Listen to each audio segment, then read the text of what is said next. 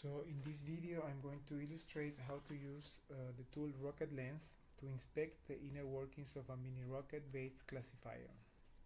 To do so, we will use the abnormal heartbeat dataset that consists of a set of phonocardiograms obtained from a stethoscope phone app.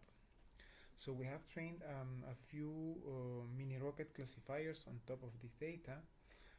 So I'm gonna do the demo with a random forest classifier that I'm going to select on this drop-down list, and then I will choose the explainability method that I will use to explain or to determine the most important features used by this random forest classifier. So in this case I'm going to use ST-SHAP, which is a fast approximation of SHAP. So the explanation method requires also a reference instance.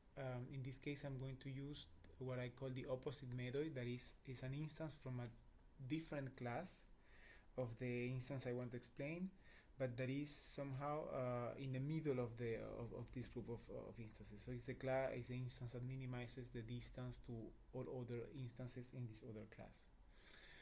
So I'm going to select one instance here for my example, so instance 47 that has been classified as abnormal, and I'm going to load it. So what we see first here on the left hand side is that this class was predicted 1, so this is the class abnormal with a probability of 64%. In contrast, the reference instance, so the enemy or the opposite method, that was predicted with a probability of 14% of being abnormal.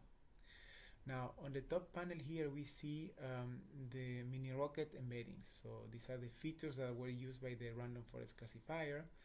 Below here we see the attribution assigned by the explainer to those features. So we can zoom in and then we can see for instance that feature 138 has a blue attribution, so positive, which means positive attribution. That means that this feature correlates positively with the prediction of abnormal.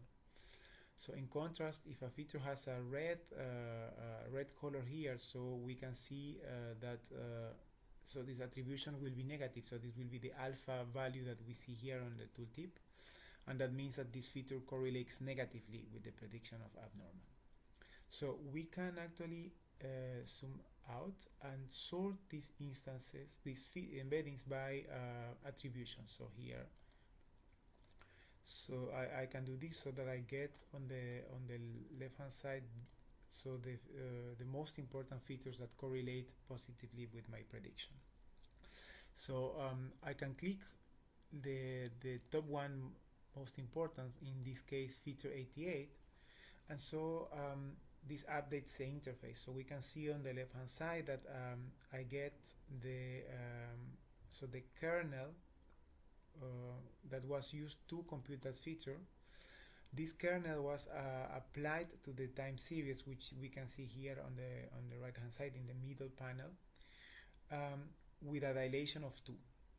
So we can zoom in and we can see actually what happens when I apply this mask to the series. So this is a convolution, so this generates below here another signal, which is the convolved signal, and so we can see how this behaves. So in the convolved series we can see this yellow dotted line, which is the threshold used to pull this convolution response. So remember that MiniROCKET uses the PPV pooling. That means that we will report the percentage of observations in the convolved series that are above this threshold, in this case this yellow line, and that corresponds to the value of the embedding here. If you see, the embedding here is 0.97, because 97% of the observations are above the threshold. So we can observe that this particular feature activates everything in the convolved series except these deep valleys. And so that is what we observe. So something that we can also do is that we can backpropagate the attribution assigned to these features, so feature 88, to the input observations in the time series. So, and if I do so, so I can see here on top that some observations get attribution, and so we observe that those observations are the ones in peaks in the time series. So we can conclude that this feature it's a peak detector, and we can do this exercise with other features in order to understand which are the patterns and that were used by the classifier to make a decision.